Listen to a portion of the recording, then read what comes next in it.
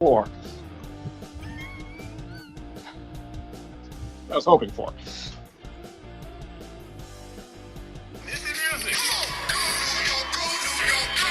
Oh, hello, folks. Welcome to another edition of Targeting Winners. What the hell was that? Dual music. Oh, sorry. I'm good. I just have to glow a little bit. I thought my Knicks were going to get swept after sweeping the way in. I thought they were going to get swept out. They actually won last night.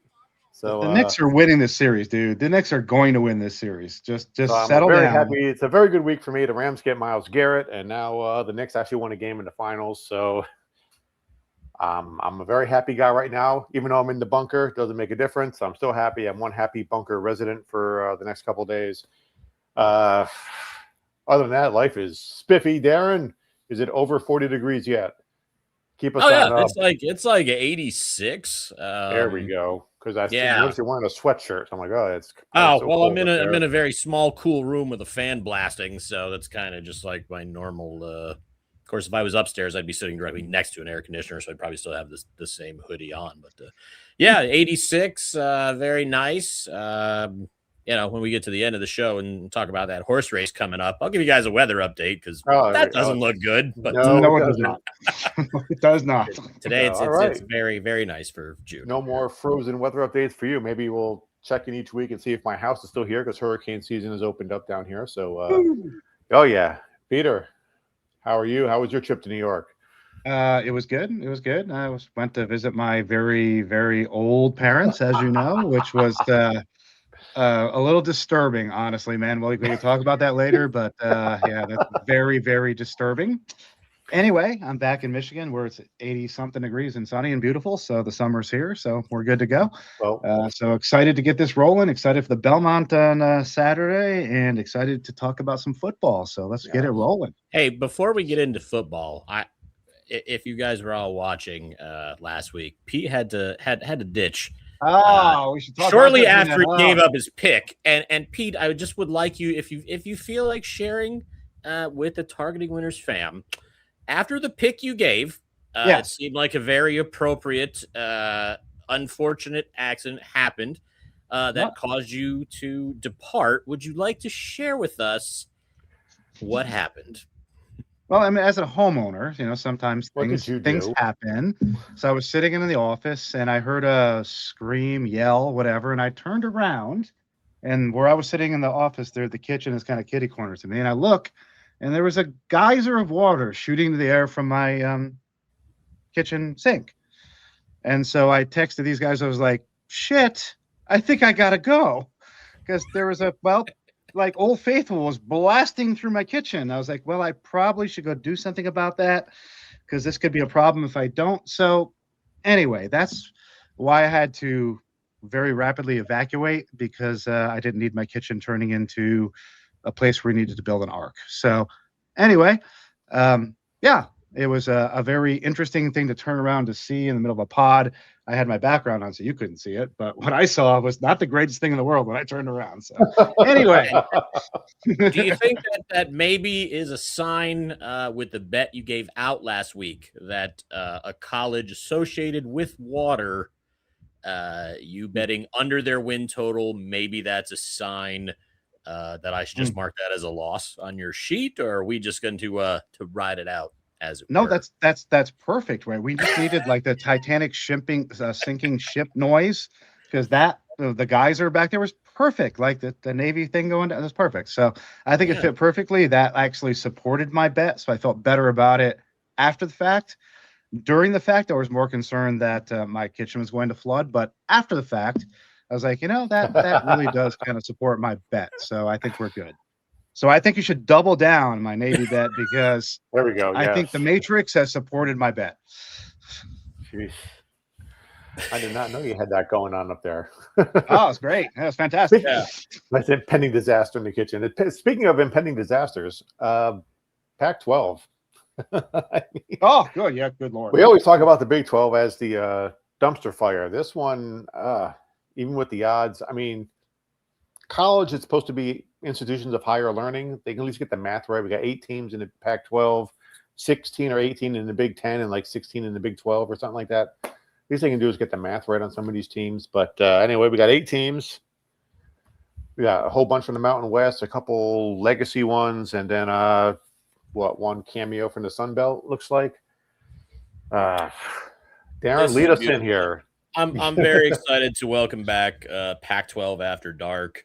Or should we call this like Paction? I mean, we have. I like it. Paction, like Maction, right? Maction's a thing. Midweek Paction. So yeah, late night Paction. Trademark. There we go. That on a T-shirt. Buy now. Just send us $9.99. We'll get you something that says Paction on it. All right. Yes. But anyway, all right. So the Pac-12 is back, and we're going to talk about how they're actually working this conference, because this is kind of out of the ordinary. And if you're a win total bettor, this is actually going to affect you. So public service announcement here from the CFB dude. So what the Pac-12 is doing, and I'll get your guys' thoughts on this. I kind of like it, but I want to know what you guys think. So we've got 8 teams, as Tim mentioned. There's going to be 7 conference games, kind of like a round robin style. Everybody's going to play everybody one time. There's still going to be 4 non-conference games and a bye week. So once week 12 is over, the Pac-12 is going to know who is playing in the conference title game in week 14. So I already hear you. Hey, dumbass, what about week 13? Glad you asked. So week 13 is what we are. I mean, I've read in a couple articles. We've just gone with the term flex week. And much like where the NFL late in the season will maybe flex a 1:00 game to a 8:20 game, the Pac-12 is basically going to just like make some matchups up for us in week 13. Now, the only thing we know, I mean, I like it. And the reasoning from what I had read was, let's use Boise State an example, because they were a playoff team. Let's just say week 12 is over. Boise State is sitting at like 9-2 or even 10-1 with a close loss to Oregon in week 1. And they're playing in the Pac-12 title game. The Pac-12 powers that be are going to pit them against a team that's probably beatable, but maybe not a complete walkover, to kind of give them that extra win, build that resume up, maybe push them into the top 12 or be the highest ranked G6 champion should they go on and win in week 14 and get them a guaranteed spot in the playoff. So the only thing we know is, obviously, with the 7 games that they're counting during the regular season, there's 4 teams that are going to get shorted a home game. Those 4 teams will all be hosting these week 13 games. We just don't know who their opponents are going to be. So before we get into the win total ramifications of this, guys, I kind of like it. I mean, maybe get a chance to boost your Pac-12 champion into the playoff. You guys like it, hate it, indifferent? Pete, we'll start with you because your hand was up. Sir, I have questions, sir. It sounds fun. I mean, it sounds really cool and fun. As a fellow finance accounting person, aren't they essentially cooking the books? Like, they're going to put a game in place to make their team look better, to boost their national prestige, to give them a better position nationally. I mean, that's a little questionable. I mean, I get it. It could be fun, but that's kind of BS. I mean, at the end of the day, I mean, come on. You're making up the schedule on the fly in week 13. I don't know. I mean, it's fun, but it's pretty goddamn questionable to me. In terms of actually having that count toward anything after that is questionable to me. I mean, that's my thought. That's nuts. Well, they kind of put the conference together on the fly, it looks like, I mean, it's like, is it actually a conference anymore? What is this? What the hell? It's like, yeah, sure. I mean, game week 13, what's in this box? Here you go. I mean, I can't see. I guess there's one way to make it interesting, I guess. I mean, it's above my pay grade, but yeah, it does seem like they're cooking the books a little bit. I don't know. Any final thoughts with that, Darren? I'm just like, it's a mystery game. You look at all these other conferences that are having conference matchups in week 13 to help.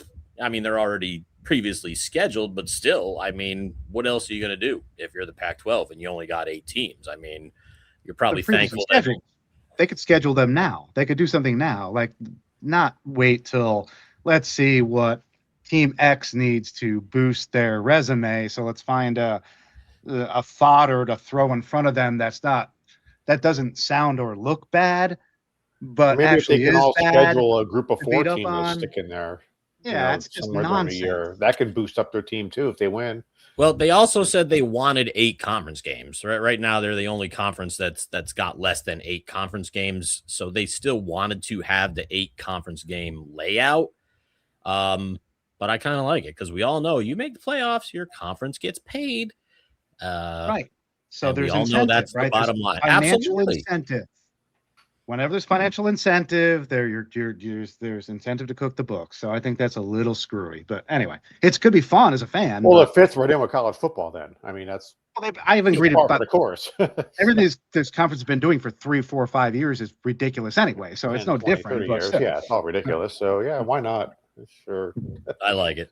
All right, let's get into the betting aspect because that's kind of what we do here. So you're looking at win totals. Pay attention to the book you use because the graphics that you'll see that Tim made have the odds from Hard Rock, and what Hard Rock is doing. Also, when I seen what DraftKings is doing, they're not factoring that flex week into the win totals. As you know, the win totals go during the regular season, and you'll see it right on your app. If you bet a win total for any of these 8 teams and you use Hard Rock, DraftKings, maybe some other ones, it is based on an 11-game regular season. So keep that in mind. It's almost always 12 for every other 130 teams in the FBS. It's based on 12, not for the Pac-12. Now, BetMGM, another app that I have access to up here in New York, is still working with 12. So shop around, be aware of the numbers, make sure it's 11 or 12, depending on which way you want to bet. There's a team that's got a 4.5 win total on DraftKings who's using 11 and BetMGM who's using 12, where the under is like 5 cents apart, like plus 130 and plus 125. So if you want an under, why would you bet that at BetMGM for the same price and have the chance that 12th game is actually going to be a win and screw you out of a bet? At the same time, if you're looking to go over, maybe you want that 12th game in there. So just be aware of the app you're using and what their rules are as far as that win totals go if you bet them, because that's something I don't think we've seen before. So, and hence when the Pac-12 died as an actual major conference. I mean, that's absurd. Anyway.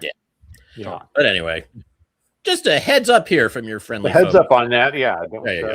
You do want to know it because I was looking and I'm like, I saw at DraftKings like Boise State over 7.5. That seems really low. Come on, yeah, it's a softball like toss. Plus 160, and then I go to BetMGM and see 7.5 at minus 105. I'm like, that's like a 65, 70 cent difference. I'm like, what is going on? And then I caught the parentheses 11 games on DraftKings. I'm like, oh, should probably let the peeps know about that. I'm not sure most people are seeing that. I mean, that's a really good point.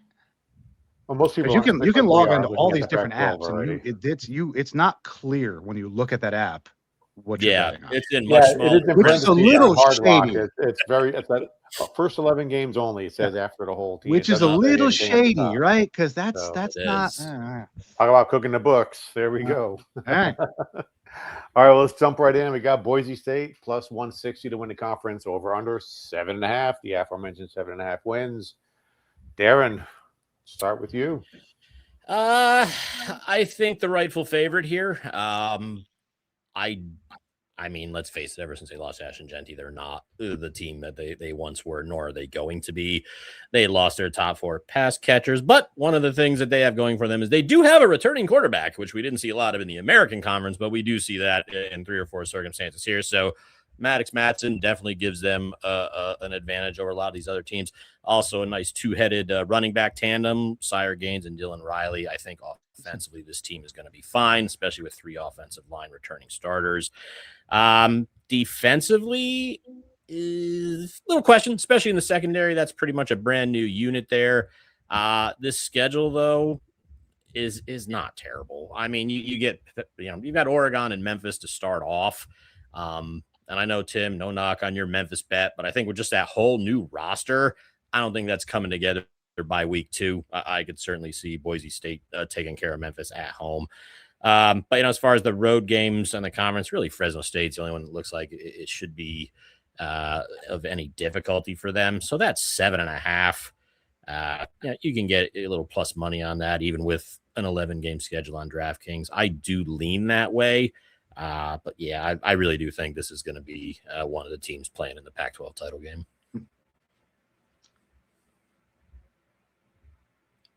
Yeah, so I'm up next. So no doubt. I mean, first and foremost, right? So every time I talk about this conference today, I'm going to use it in quotes because I consider this conference a dumpster fire that is not a conference anymore. And first and foremost, this team should get out of here, right? Because this is a team that has continuity, culture, and has this like sustained success. Is a really good team and has been a good team for a long time. And should probably go someplace else because they're just going to die in whatever the heck this conference is. They should go elsewhere. This is a good team, right? This is a quality team, good team. They have an identity. They have a culture. They are, to me, the odds-on favorite in this conference. I think that they have a quality roster. I like the coaching continuity. I like their schedule. I think plays out pretty well for them. To me, they are, once again, the conference benchmark program at this moment. I really like this team. I think they'll probably win this conference. They're definitely going to be in play to win this conference, but I think they will win this conference.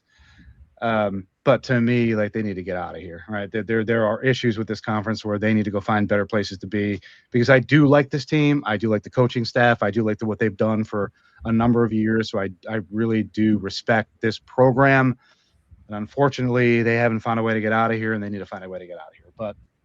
But they do they deserve respect as a program, respect as a coaching staff. They will be in play, so yeah, they should be looked at from that perspective. So good team, will be fun to watch as they always are. So I look forward to watching them. I just don't have a bet here. So those are my thoughts.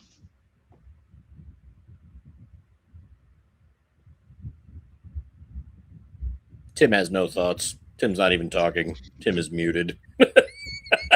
His brain died. There it is. There is Tim. Tim, did you have thoughts on Boise State, or were you just like miming your way through? You were part right. I had no thoughts, but I was leaning the over on this. But a lot of the odds on these are really bad. So I just want to put it a different way. I want to do something different. But Pete, we'll come back to you on this one. We got Colorado State plus 4,000 to win the conference. There's a reason for that. Only 3.5 is the over/under for the win total.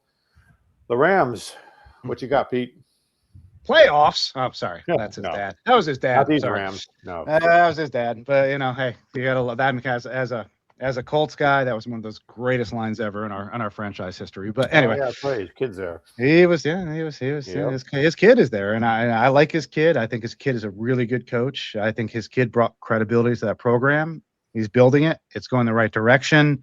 I like the trajectory of the program. So it's going to take time, right? This is a major rebuild. It's a transfer-heavy rebuild, so I think we're going to see it evolve over time. I'm not sure what to expect this year, right? A lot of transfers, so it's a lot of evolution. Not sure what to expect. I mean, I do like a Jim Mora program, either him or his dad. I think they're very similar in how they approach a team, so I like that. But, the team's got to gel. A lot of new bodies in the program, which I think is going to be a little bit challenging, but I mean, right, with Jim Mora here, you got a proven track record. Expectations around the program should change. Like, anybody looking at this program from the outside should have different expectations with him at the helm. That they should, right? So more organized, more disciplined. I would expect that, more competitive. It's just going to take time. So they're just not there yet. So I'm interested to see later in the year, like as this team kind of grows and progresses, and kind of Jim's influence in that locker room, how it grows. I could see this team as a 6-6 team, 5-7 team, which to me is a really good step in the right direction for this team. I think that's a positive move, good thing. I'm interested to see what they do next year, but good step in the right direction. So that's what I see with this team. It's a very good move in the right direction. So those are my thoughts. Aaron. Yeah, a lot of what Pete said I agree with, but I'm just going to be more blunt. I don't want anything to do with this team, and it's only because I have no friggin' idea what they're going to look like. I mean, this is like Memphis from last week, where I wasn't a super fan of the complete turnover of the roster, but I love Charles Huff, and I'm never going to say that he can't do whatever he's supposed to do. Same thing here. I hate this roster more than I hate Memphis's roster, but I mean, what Mora did in 2 years at UConn. I mean, how do you discount anything that this guy is bringing to the program? The issues are offensively, there's holdovers, there's transfers, there's Connecticut guys. I mean, I don't think any starting position on his offense has been settled yet at this point. And defensively, they were so bad, but they were so beat up. I mean, they were playing with like third stringers a lot of the year.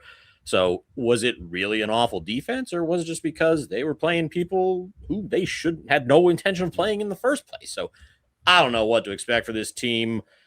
The total of 3.5 just seems kind of low. But again, I can't even give you a solid opinion on either side of the ball, other than I love the coaching staff, just like Charles Huff at Memphis, man. So I am avoiding this team. I do want to see what they look like. At least let me know who the starting quarterback is going to be, who your starting running back is going to be. Because if it's one of your Connecticut guys, they lit it up offensively last year. They were amazing at quarterback, running back, and wide receivers. So just so many questions. I cannot put my money on anything. I mean, I'm definitely not betting them to win the conference with all this turnover. Win total seems a little low, but there's I think every team in this conference is bringing back more than these guys are. So avoid, no bet here. Yeah. Other than that, how was the play, Mrs. Lincoln? Jesus, you just really buried them. I mean, it's a G6 team. Of course, they're going to get raided and destroyed and start from scratch. But I mean, your coach is good. But I mean, Jesus, who's playing? Yeah, right. You can't turn the thing over in 5 minutes. The guy's got a lot of work to do, right? I mean, it's like we're talking West Virginia, one of my favorite coaches. He had a lot of work to do there. There's a major turn to do. So yeah, for sure. Well, you had nicer things to say about Florida State than these guys. I mean, damn. He's been there for years. The show what is he doing? What is Norvell doing? I mean, these guys just got in the door. Let's move on to the other FSU. We got Fresno State here at our plus 800 to win the conference, over under 5.5 wins. Well, Darren, let's go with you. I think, don't we have a play here this week? We do. All right. I was looking for something to do with 8 teams. It was kind of tough to come up with something. I literally went through these 8 teams and I had 2 things. And I'm like, there's no way I'm making 2 bets in this conference. So I scrapped the one. I rolled with this team. I talked about I think Boise State's going to be in the conference championship game. I think this is their opponent right here. I love what this team's bringing back. The only question I see here is they have 2 dual threat QBs. No idea who's going to get the starting job, but I feel pretty confident with whoever it's going to be. They got another 2-headed running back monster. They are both back, Rayshawn Luke and Bryson Donaldson. And again, this team's going to need to run the ball. They're going to be boring to watch. But a little stat here I found out, when they rushed the ball 32 times or more, they were 8-0. So I don't think there's any mystery on what this team is going to try and do. The ball. Especially with, run the damn. How many times did we say that last year? Just run the ball. This team will be able to run the ball. Last year, they were the best defense in the Mountain West, which I know they're not a part of anymore. 6 starters coming back. I mean, they lost a couple of people in the secondary, but this defense is legit. Their head coach came in last year with a lot of high praise, and he had an excellent year his first year. I expect that to continue. They're not beating USC, but then again, that has nothing to do with my conference bet.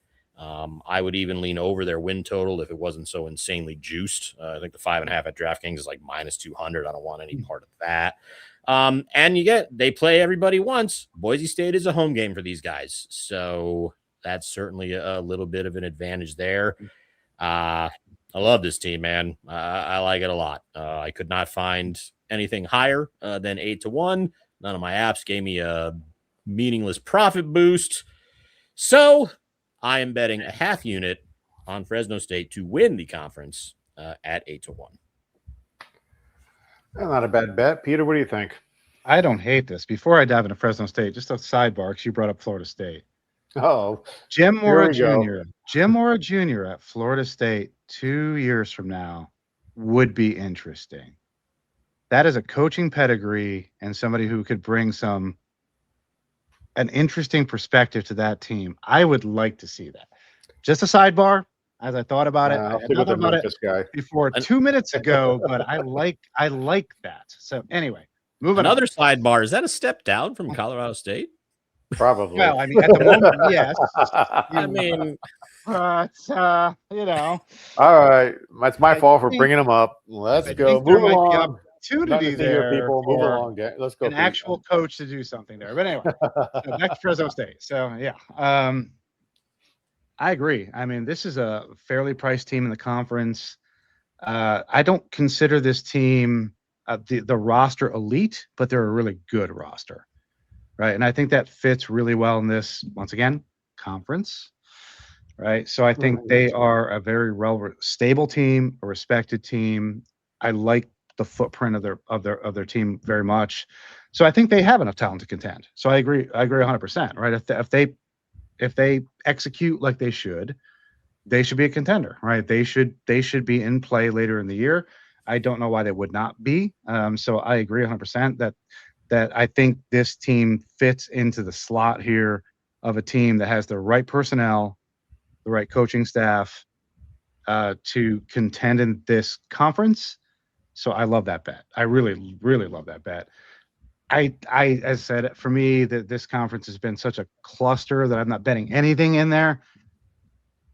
Tipping my hat, I guess, for the rest of this pod. But at the end of the day, I'm not betting anything here because this conference is such a cluster to me. But I do really like this bet because I think there is definitely potential. This team should compete. They should compete all year long. They have the talent to compete. So yeah, love the bet all day long. I'm just not making any. So that's my thoughts. All right. I just want to say, defense wins championships. I agree. We talked about it 100 times, right? I think they're the best defense in this conference. So yeah, in an underwhelming conference, a really good defense can absolutely win the conference all day long, for sure. And 8-1, I felt was a good number with all that considered. Yeah. All right, and we got one of the surviving members of the Pac-12. They got Oregon State. They are at plus 3,000 with a win total of 3.5 for the over/under. Darren, how are you feeling about the Beavers? I like the coaching player. I mean, talk about how much we love Jim Mora. I love Jamarcus Shepard for this team here. He's an offensive-minded guy. I know, like, Malik Murphy is there. I read something that says maybe he's not guaranteed the job. There's a couple other people that could push him. But then again, I think that's what he needs. I mean, he had some great games at Duke, and he had some games at Duke. So I'm like, bro, do you even know what you're doing? So that offense will certainly be interesting. They were terrible in the red zone. Another meaningless stat. 11 times they got inside the 20 and came away with no points. No touchdowns, no field goals, no nothing. So that obviously needs to be improved. I don't know what to expect with this defense. It actually doesn't look bad. They only registered 16 sacks, but teams only converted third down 33% of the time. So, I mean, yeah, you got one terrible stat and one really good stat. So we talked about teams like North Carolina where the defense might have been better than what they looked on paper because the offense really wasn't helping them. I think you got a similar situation here. I do think the 3.5 is too low. I think this team will do better. I don't know if they're a bowl eligible team. But I do have a lean to the over here. I mean, they're certainly not doing themselves any favor with their start of their non-conference schedule with Texas Tech and Houston. But yeah, I think those other 9 or 10 games, depending on where you're betting, that they can get 4 wins out of that. This schedule's not awful. If they can get anything out of that offense, I think this defense is one of those units that's better than they looked statistically. And again, love the coaching hires. So yeah, give me. I didn't bet it, but I do have a lean of over 3.5 here. Peter. Yeah, another team that tied heavily into the Big Ten for quite some time because I talked a lot about Jonathan Smith when he went to Michigan State, and I thought Jonathan Smith was an excellent coach. And I thought it was a good hire for Michigan State. They didn't give him a chance because it's freaking Michigan State, and they just scuttled the guy and whatever. And so Oregon State has been like kind of fluttering since then, unfortunately for them, because he was an excellent coach there for them. I do agree with Darren. I think they found their coach. So I think their new era begins now. So that's good. I just like any other change, I don't feel like it's going to come out of the gate and be – they're not going to set the world on fire, right? I mean, I look like when I think about their most likely record this year, it's probably something like 5-7, which for them I think is good with a new coaching staff and kind of a new direction. It's a good thing. They have a strong identity, which is good. So I think it will lead to them drawing talent in the future. Their home environment is good in the conference. I think, they are hopefully moving beyond the uncertainty they had for a number of years here. So it's a positive move. Like we've talked about other positive moves here. I don't know what to expect in 2026, 27. Hence, I wouldn't bet anything on it because I don't know what to expect. I mean, maybe week to week, we'll see what happens in the middle of the season. But right now, as a futures, I don't know what to expect. But as a future, like more than this year, as Darren said, love the coaching hire. Think there's a lot of positive coming out of that. So good for them. Good hire. Let's see what happens. That's my thoughts. I was actually leaning under just because you're looking at the schedule. They have a couple of the wins, UTEP, Colorado State. They're on the road. It's like, all right, you never know what's going to happen with road games. But like I said, we'll see what happens. Yeah, but definitely a team to pay attention to moving forward. That's for sure. So, all right, let's go on here. We got San Diego State plus 350 to win the conference, over under 6.5 wins. I do have a play on this one. Peter, you want to start with you? Yeah, I'll keep it relatively short since you have a play, but I mean, this is an interesting team, right? I think this is a top 2 program in the conference. I think this total suggests something other than that. I mean, I think if all the pricing in this conference, if there is a team that you had some faith in, this might be the place to go, right? There is opportunity here because I think the pricing is reasonable. So there's offensive upside with this team, which this is a team that historically has been a defensive team, but I think there's offensive upside with this team, which is good.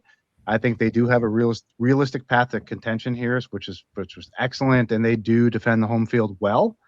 So, I'm not sure what the pricing is in terms of what has been priced in, but I think they have a contender profile.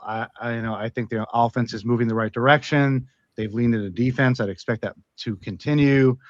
So I like the team. I'm not quite sure how to read them, but I absolutely could see biting on this team as a conference winner. I think that could very well happen, and I would not be shocked if it happens. So if for the right price and the right situation, makes sense. So Darren, you're up. Yeah, a lot of that I agree with, and this is the one team that if they get anything out of their offense, my Fresno State play is cooked. But I do have some questions also. I mean, shout out to them for giving themselves a decent non-conference schedule with James Madison, UCLA, and Toledo, with those last 2 being on the road. Offensively, this team was painful to watch. I mean, they really were. I mean, only 10 TD passes thrown all of last year, but they're bringing back quite a bit, including their top rusher and like their top 4 receivers. So if Jaden Denegal can just improve like 25% statistically, this team could be pretty good offensively. And I think they're going to need to be because this defense was so awesome last year, but they're losing a ton. Only 3 starters back, a new defensive coordinator. Whenever you have a killer defense and you change your defensive coordinator, I am worried. But the schedule sets up nice. I mean, those non-conference teams, I mean, James Madison's probably good, but they get them at home. I mean, there's a lot of hype about UCLA, but I mean, are they any better than they were last year? I don't know. Toledo lost their head coach. I mean, can we trust the MAC for anything? So, I mean, I could certainly see this team going 7-4, and I believe Tim is hoping for at least that. But just the quarterback questions and the defensive questions, schedule notwithstanding, I stayed away. But I hope Tim hits his bet, but they finished 3rd Fair enough. In the conference because, Yeah, well, I did bet the over 2 units, 6.5 wins. I was just taking pretty much parts of what the both of you guys just said, and then looking at their schedule, I'm thinking Portland State, Texas State, Fresno State, maybe, but Washington State, Utah State. They could probably get James Madison. They got them at home. I mean, there's almost 5 wins right there. They also got Colorado State, Oregon State. So, I mean, if they do a couple toss-ups there, even if they lose to, probably I'd imagine Boise State will get them, UCLA might get them. Maybe Toledo, that's on the road, but I'm not sure I'd be shocked if they went into Toledo and won. I think the 6.5 wins is very gettable. Even to go on from the 7 wins, I wouldn't be shocked if they had 8. So we'll see what happens. But looking at the schedule, just rattling off the first win, I'm like, they got 5 or 6 that I think are in the bag. Then they got 4 other games that are toss-ups. If they win half of them, coin flip, let's go. So I did bet 2 units. I don't like the juice on this, but what are you going to do? But, you send me these shows. We're going to do all these shows. And I was like, well, I want to bet something. I want to find a bet. I just can't. I got that itchy trigger finger. So I'm going to bet on every show no matter what. I'm going to find something to bet on something. So I went good with for you, man. Hey, that's all. Give me that needle right here. And so how about your team goes 3-0 in non-conference and then just goes like 4-3 and misses the conference? Yeah, like I said, I mean, cool with that because I'm absolutely. If it was higher, if it was better than 350 to win the conference, I probably would have bet that instead. But like I said, I think that's too low. That's too low a number. There's a lot of that. I looked with only 8 teams. That's probably why. But yeah, we don't talk a lot about special teams on this show, but because this team struggled so much offensively, I kind of took their kicker's not coming back. He was 11 of 14 for 40 yards and up. Just I don't know who's replacing the kicker, but Jaden Denegal, you better step it up, buddy, because your kicker's gone. There you go. Key to the season. You're welcome. There we go. Woo. All right. Well, we're going to move on. Our cameo appearance from the Sun Belt last year. We got Texas State plus 550 to win the inaugural year of the new Pac-12. And the over-under is, again, 6.5 wins. Who did we start with last time? Pete, let's go with Darren this time. What you got here at Texas State? This was my bet, and I think, Tim, you had texted me that you were looking at this too, and we both hopped off of this. Part of it's because of the Sun Belt. I don't know. It's just, no. You know what? I don't know what to expect from defense here. All right, so their quarterback is coming back. He very well could be the top quarterback in this conference. Brad Jackson was ridiculous running the ball, passing the ball. He did it all.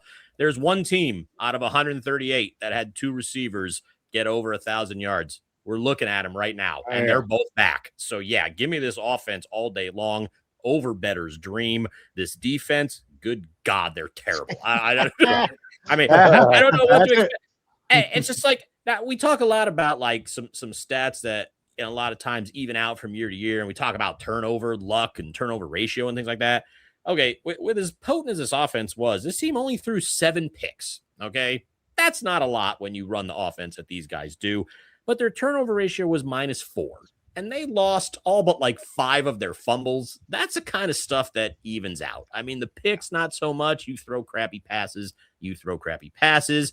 But if they even get slight positive regression in the turnover luck department, if that's even a thing, this defense is going to be better. And I always worry about offenses that are so good and defenses that are not. If this offense goes 3 and out or throws a pick or just doesn't score, it seems like on every drive, it really puts a bad defense in a worse position. And it pains me for like teams like Florida Atlantic that we talked about. Texas State falls into that group here. I was actually going to do the over like a 5.5 was juiced like -165, but I did not feel good enough taking a plus number at 6.5 because of this defense. But I do like this team. I think they will improve. I think this is a bowl team just because I think they do have the best quarterback in this conference, but we'll see. I'll slightly into the over, but again, this was the second bet that I had, and I crossed it off. Peter. I mean, I love it. You guys were sniffing around the right area, right? This team is here and in this conference because they think they can win this conference, right? Now, I don't think they're going to win this conference this year, but I think they think they can win this conference, and I think they do have the best quarterback in this conference. So that are all positive things, right? So fascinating team. I think the market respects what the Bobcats have become. This offense is interesting. I think it'll be fun to watch. I think there is some continuity on the offensive side and the coaching side for sure. But you said it, right? This defense has been just putrid, and it needs to get better. So if we see that, or if we see some improvement on the defensive side, and So that's problem one. The second side is depth, right? So there are depth concerns, there's defensive concerns, right? So if they can clean up either one of those two, defense first, right? So I think if they can clean up the defense a bit, right, it would translate into them being much more competitive in this conference, which would be interesting to see. And I think they could be competitive in this conference if that defense cleans up. But I mean, I can't bet that's going to happen because I don't see any evidence that's going to happen until we see it in the field. So until then, I'm waiting to see it. So I'd love to see it happen. I think this team could be fun in this conference. The offense is going to be fun. That Brad Jackson is very fun to watch. So I'm very interested to see that. But good God, that defense is just not fun. So yeah, I agree. A lot of over bets this year for Texas State games. I backed off a little bit because this new conference is basically a lot of the Mountain West, adding a couple, and I just think Sun Belt and the Mountain West is a step up in class, I guess, back to horse racing terms. So that's why I got off it. But yeah, definitely check these totals for the individual games. I've bet a lot of overs this year on these guys. That's for damn sure. I'm curious to see what they're going to look like against Texas, like in week one, if their offense can do anything. Yeah. I would bet the over on that already. Like, yeah, well, I was going to say, they're probably going to give up 40. Over. So that'll be an over. Yeah. You're going to see my bet. If they can score 17, I mean, the over under that game, what do you think it'll be, like 58? That's going to be high 50s because I think Texas is down for 41. Yeah. And I'll probably be betting that over because that's juicy. No. Yeah. And, Arch has got to make his little play for the Heisman. He'll light it up. So. Well, he'll be sitting in the fourth quarter of that game anyway. So it won't matter. You never know. They'll have 40 on the board. Won't matter. Yeah. All right, got to move on. We got Utah State plus 1,000 to win the conference, over under 4.5 wins. Peter, we're going to start with you with Utah State. Yeah, I mean, team heading in the right direction. I like where they're going. I think they'll be more competitive than they had prior, right, which is good. So I like the coaching staff. I like where they're going. They're still rebuilding, so I think they're building depth. They're building talent. I think there is still transition going on here, which is all a very positive thing, which is good. I think there'll be some defensive growth. I think the culture is better. The program is stabilizing. So all the things I'm saying are future focused, which to me speaks to 2026, 2027 is I have no idea. I don't know what to expect from them. They'll be competitive. They'll be decent. I can see a 5-7, 6-6 season for them, which would be a very positive season for them. So that's good. I mean, outside of that, I mean, week to week, there'll be some interesting matchups probably to bet on, but from a futures perspective, to me, they're not bettable. So those are my thoughts. Aaron. Yeah, another scenario where I'm not a big fan of the roster, but I do like Bronco Mendenhall going into, I believe, his second year here. They lose the pig farmer, Bryson Barnes, but apparently their quarterback played for them like 3 years ago. He was at BYU the last couple of years. He's back. Their running back is back. 3 offensive linemen are back. So at least there's something there to start with offensively, but this was one of the worst defenses in the conference last year. The worst, depending on what stat you're looking at. And 19 defensive players alone that Mendenhall brought in. So this defense is basically starting from scratch. This schedule does them zero favors. Non-conference road trips to Washington and Utah, kill me twice. Going to Boise, going to San Diego State. I mean, going to Texas State. We talked about how fun their offense could be. And who knows if this team's got the offense to take advantage of Texas State's potentially horrible defense. 4.5 does seem a little low. So I do agree with Pete that this could easily be a 5-win team, but I think that's their max. And with the juice so high, I probably wouldn't bet the over. I mean, they could potentially lose look, dude, that home game against Troy, that's not a gimme, man. Troy looks legit this year. I know Pete loves him some Troy, and this year he's got every right to love him some Troy because I think they're going to win the Sun Belt West, but that's another show. Avoiding. I have no idea what to get out of that defense. So, yeah, not touching this team. I just noticed if this new conference is going to cook the books for week 13, they have themselves projected to play Boise State to be the sacrificial lamb to help them. Of course they do. That makes perfect sense. But they're already thinking that's not very much confidence. They're like, yeah, we're going to be last place. We're going to be us. So we'll just put ourselves on the schedule as playing Boise State.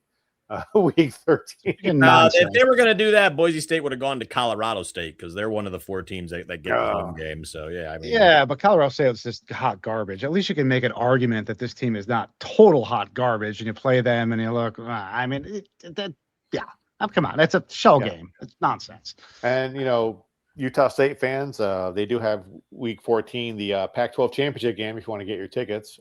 If you think they're going to make it'd be great. All 12 people in the stands. It'd be great. Okay. We're going to go on to Washington State, the other legacy member here. They are at plus 750 to win the conference, over under 4.5 wins. That seems weird. Aaron, let's start with you. Washington State. Yeah, they're bringing in an FCS transfer, Caden Pinnock, who apparently was statistically impressive at his last stop. I don't know if this offense is going to be like John Mateer or Cam Ward-esque when those 2 gentlemen were there, but there's the potential for it to be. Their leading runner, Kirby Voorhees, is back. They brought in 5, I think, wide receivers from the transfer portal. So, again, I have no idea what this offense is going to look like outside of their running back. It's pretty much all brand new. Defensively, it was good.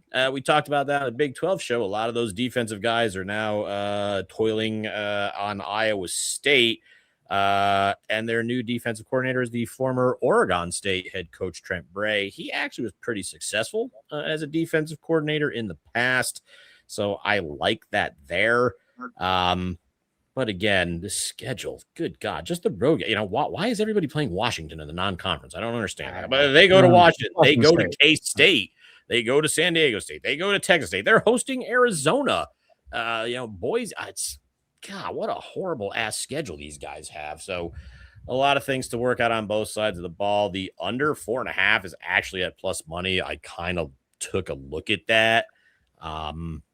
And wouldn't hate it if anybody out there watching or listening wanted to do it. But that's my lean.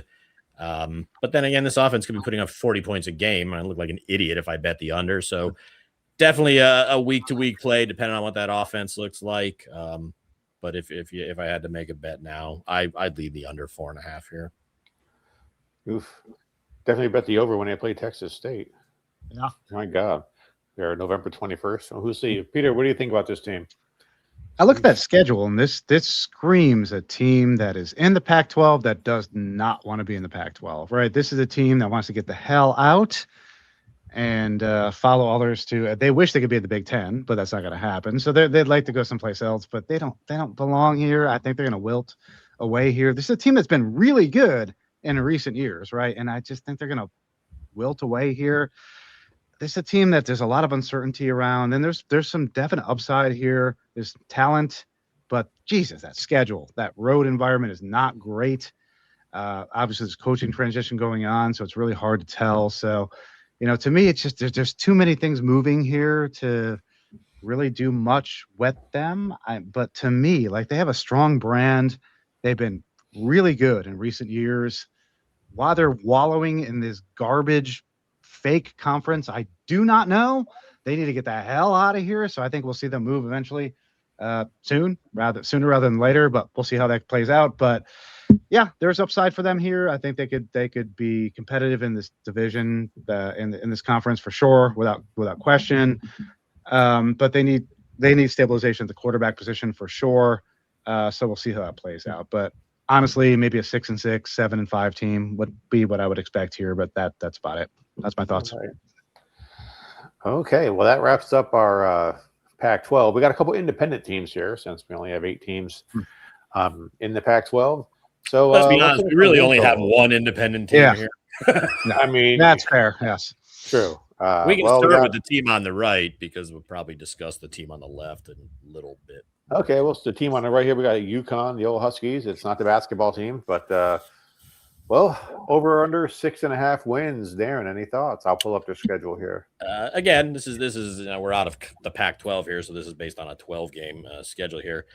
Yeah, so we talked about Toledo in the past. Their head coach is coming over. A lot of their team is coming over. Only one returning starter for the entire offense and defense combined. But what he's bringing over from Toledo at least gives him some something solid to start with. Most of the offensive line is projected to be Toledo transfers. That unit was top 20 in fewest sacks allowed. So at least that's a solid starting point. And defensively, Toledo's leading tackler now plays for UConn as well, Kevon Sherman. So that helps. Also, Candle doesn't lose. I mean, to be as successful as you can be in a G6 conference, especially like the MAC, where anybody worth a damn is getting snapped up at the end of every year.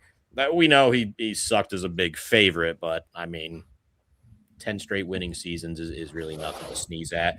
And this schedule is certainly favorable. I mean, anybody that could potentially be worth a damn is a home game for them. The only potential loss on the road I see is maybe Air Force, if you believe in them. But yeah, you can get over 6.5 at some plus money here. I don't hate that. I think he's not going 10-2. But there are some interesting games. That Temple game is certainly interesting. Again, I mentioned the Air Force. Who knows what Maryland or North Carolina is going to look like? But yeah, I lean the over here. Yeah, positive money on the over, minus 200 on the under on a Hard Rock bet. Yeah, same thing at DK. Yeah. Yep. Any thoughts, Peter? Yeah, I mean, Jim Moore Jr. set the stage, and a coach that we respect, and we all talk about a program we respect, which is Toledo, is coming in, and I think that we will see continuity. I think we'll see growth. I think this program has stabilized under Jim Moore Jr., and I think we'll continue to see it grow. So I mean, it's a very positive trajectory here. So I like where this program is going. I like obviously the prior coach. I like the current coach. I like where it's going. I think there's a lot of positive things that are coming with this program. So I think we'll see some continued success that we've seen from Jim prior and that team. Yeah, I could see a 8-4 season, something like that would not surprise me. So bowl, I could see him in a bowl. I could see him having a very positive season. So, and that would be good for this program. So, positive season, good things happening, bright future potentially. So that's a good thing. I'm not sure I can find 8 wins on this schedule. Looking at it, I'm not sure. Maybe we'll see. It's one of the things I was going to stay away from. Also, we'll go back to the other independent team. I don't know if you've heard of them, but they are the Fighting Marcus Freemans. Darren's team, 11.5. It's the over/under on this one for Notre Dame. Darren, the floor is yours. We'll start with the expert here. It should be. I spend enough time on it watching Notre Dame games from all the drinking I do. But anyway, yeah, I mean, we talked about him on the national championship show. Not much has changed here. Obviously, the big question, can you replace Jeremiah Love and Jadarian Price? The answer is no. But as I was talking to Pete before we started recording here, Aeneas Williams and Nolan James Jr., they don't need to be Love and Price because I expect CJ Carr to take a much more prominent role in this offense. This wide receiver room, it's been terrible since like 1936, maybe, but this wide receiver room is really, really deep. If they stay healthy, it should be excellent. Defensively, they're probably going to be a top 5 defense. They have potentially the best defensive player in football in Leonard Moore, as long as Chris Ash doesn't screw it up like he did the first 2 games last year. And I mean, the schedule sucks. There really is no value in betting anything futures related with this team. 7-1, the national championship is too low. Whatever CJ Carr is to win the Heisman, it's too low. DraftKings, you get a couple options on win totals. If you think they're going over 10.5, you only have to lay minus 270. That's ridiculous. If you think they're going undefeated on DraftKings, you want to go over 11.5. You're only getting plus 160, which also should be at least 2-1. Because, I mean, this is a team coached by Marcus Freeman that has lost to Northern Illinois.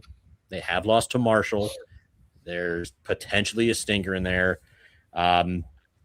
If you buy the motivation thing, hey, we got snubbed, kill everybody, whatever, fine. I can see that. I kind of have a feeling in a former life, Marcus Freeman was probably an assassin for hire. It wouldn't surprise me one bit. He just strikes me as that kind of guy. I'm not betting anything future related. There's no value here. This is a public team. The hype is out of control. I don't even know what their odds are to make the playoff, but I'm sure it's ridiculously minus something insane. But yeah, and they got that guarantee that if they're ranked in the top 12, that they're already in. They're probably going to start preseason in the top 4, maybe top 3.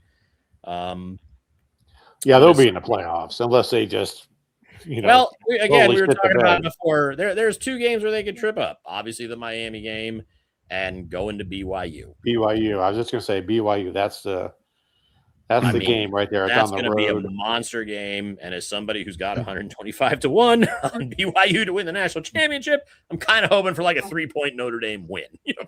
That would be ideal. But yeah, I mean, it's an excellent team. They are loaded. I don't think anybody's got more returning snaps than the Irish do. But again, there's no room for error here because this schedule blows. So they'll make the playoff. They'll probably make a run. They can get to the Final Four, I think. I don't know. I don't have much to say. But yeah, from a betting standpoint, there's nothing to bet here. It's just doomsday scenario. If they lose both of those games, Miami and BYU, and they don't deserve to get in. No, they should not get in. It's no different than last year when they lost to Texas A&M and Miami. But will they put them in anyway? They might. They might. They won't be top 12. Those are the only 2 games on their schedule worth a damn. They're not. They shouldn't go. All the bitching that they've done. You got 2 good games on the schedule. Just like this is college football. They are not losing both of those games. That's ridiculous. I'm not saying they are, but Tim is like, if they do, they shouldn't go. That ain't happening. Well, I'm sure they believe that there's no such thing as bad publicity. So I mean, if everyone's talking about how they got screwed, then more people are going to watch. And they're going to be like, they're counting their money. So this is going to be. But I'm a Notre Dame fan, and I'm telling you, they didn't get screwed. You wanted to be in, win one of those first 2 games, and none of this is a discussion. But you didn't. So screw it. He's correct. No, but if they get in this year after losing those 2, everyone's going to think that they screwed somebody else over, and they should. And they probably will have. They're going to want to hate watch. No, there's no bad publicity here, so I could totally see that. So we'll see, but. Well, you didn't get Pete's thoughts. Let him rant for a while. Sure, Pete, rant. I'm going to say, speculation aside of what's going to happen with losing 2 games, that's probably not going to happen, right? Their odds, I think, of making the playoff is like negative 700 is what I see, something like that. This team should make the playoff. This is a really good football team. If they don't make the playoff, that is a significant disappointment for this program. They should make the playoff. And after that, who knows what happens? Because once you're in the playoff, just stuff happens. So it's difficult to say what happens from there, right? It's just one-on-one games and just stuff happens. But this team should make the playoffs. I feel 100%. Well, I'm never 100% about anything, but very, very, very confident this team will make the playoff. Their schedule leans into it. They're not going to lose both of those games. They might lose one of them. I was trying to figure out a bet like the last couple days with them, and I just couldn't do the undefeated thing. Other than that, the juice is terrible, so I couldn't really do that. I just can't find a loss. Like maybe Miami. Okay, maybe like Miami's a good team too, so I could see a really good game where they lose that. Fine, right? That's fine. Even if they lose both those games, if they lose Miami close, that's still a really freaking good game. They lost to a really good team. That's a different story. You got to see that quality loss. That's a whole other story. So I don't see that playing out that way. Notre Dame should be in the playoff. They're a good enough. They're a good team. I like the quarterback. Once again, Darren talked about the running backs and all that. You know what? This is a really good team. I fully expect they'll be in the playoffs. They're going to make noise. They're going to run deep into the playoffs. We'll see what happens from there. It's just the only reason I don't have a bet here is because the juice is terrible. So awful. I'm not playing anything here because I'm not eating that juice. But outside of that, I fully expect this team will be in the playoffs and they're going to run deep. That's that. Tim, after your thoughts, I have a question for you guys. So I don't know if you had any thoughts. I already gave my thoughts. Did you have thoughts? You gave your thoughts? Okay. So some games of the year have come out. 2 of them, the 2 games that we just talked about are live. Notre Dame is a 10.5 point favorite at BYU. Who you taking? BYU. Notre Dame. I'll take the points. I'll take the points. You can take the point. No, straight up, though. It doesn't matter. The points are irrelevant. We're talking about actually winning the game. And it's 10.5. He gave me the line, so I'll take the 10.5. I'll take Notre Dame will win. Fine. Anybody want to take a guess? Like that. Anybody want to take a guess what Notre Dame Miami line is? It's at home, right? Notre Dame is at home. 2.5. They're probably laying 4 or 5. 7. Miami. Okay, that's a big number. Miami. I mean, if I'm taking if we're trying to win the bet in terms of the number, I'll take the points, but they're going to probably win the game. So let's hope. But that's what I'm saying. What you guys said is what I would think. Well, there's not even value left in games of the year. When we started our first preseason or off-season show, Notre Dame was a 16.5-point favorite over Wisconsin. It's 20 now. We're in June, for Christ's sakes, and this line has gone up over a field goal. You cannot bet Notre Dame. You bet against them or just leave them alone. Those lines are going to move. It's way too early. It's freaking June. Now, those lines are going to move, right? We don't know who's going to be hurt. I might jump on that 10.5 now, though. I mean, 10.5 at BYU. I don't blame you. I might just jump on that. You're going to make you have 2 bets this show. What are you doing here? I mean, yeah, if you can get that right now, if you believe in that, you should probably jump on that because that line's going to compress. That's insane. Come on. Anyway, wow. Well, let's go over. Notre Dame is not losing more than 1 game in the regular season this year, period. I'll put that on the record right now. Done. Forget the points. No, I agree. More than 1 I agree game. with that. All right, let's go over our picks for the week. Pete, let's start with your picks. What you got? Once again, Notre Dame will lose. Notre Dame's in 1 game this season. And that's it. I'm done. Right. No bets from Pete. I got San Diego State over 6.5 wins. I put 2 units on that one. Darren, what you got? Are we just gonna have a show where we just bitch about our 3 favorite teams? That would be entertaining. That would just be fantastic. We got mine out of the way, so I could just come here and listen to you guys bitch about Michigan and Florida State. Yeah, I have a half unit on the, as Tim likes to call them, the other FSU, Fresno State to win the newly formed Pac-12 plus 800. And if you've stuck around this long, we've got our bonus Belmont Stakes picks. We got the Belmont. Darren coming off his big Preakness win. Darren, who do you like here? You had the Preakness winner. What are you playing here? All right. First of all, I'm just going to say the one thing we like about the show, we bet every single pick we give out. This one is going to be weather permitting. Okay. You guys all know I live in New York. You guys are all from around here. I live 10 minutes from where this race is taking place. God, I can't wait for it to end so all these people are going to go home. I'm rolling with emerging market here. 2 for 3 lifetime, both on fast dirt tracks. Lost a shoe in the Kentucky Derby, apparently very early on. I think that hampered his performance. Love the pedigree here from Candy Ride, I believe is the dad, who is a distance machine and a former Grade 1 winner. And the dam's sire is Empire Maker, who last I checked was kind of good. So, yeah, if he can avoid going way wide, because that first turn at Saratoga here does come up quick, because it is a shorter race than if it was being run at Belmont by like a quarter mile. Yes. Yeah, man. Give me emerging market 6-1, weather permitting. Peter. Well, for that reason, I can get that. I was in the wrong place.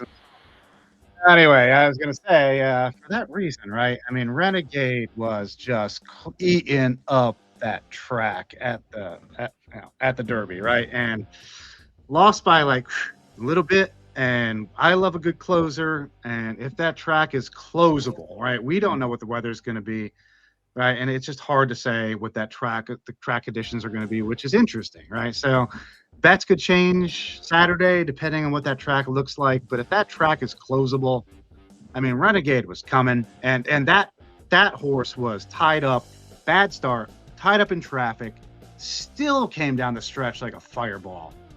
And this race is shorter than the Belmont would normally be. That horse is going to eat that track up.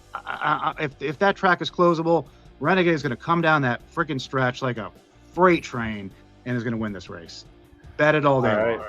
And I did with mine. I have I did a little trifecta. I do have emerging market in there. I had a trifecta with. I think it's going to play out like the Kentucky Derby with Golden Tempo and Renegade at the end with emerging market right there. So I did play the 4, 8, 9, and I box 6. I'm not sure how it's going to figure out at the end. So that's what I got. I got 4, 8, 9 with the box. Did we get anything from Saratoga Ray today? We did, so you can't leave yet. So Saratoga Ray chimed in, and he was talking about the mud and all that. And his thought is from the expected, track that's going to be in play, that growth equity might be the way to go. So he is leaning in to growth equity based on the expectations of the weather and the track. And it is Chad Brown's third entry. because Jaren's is a Chad Brown horse, which I love Chad Brown at this track.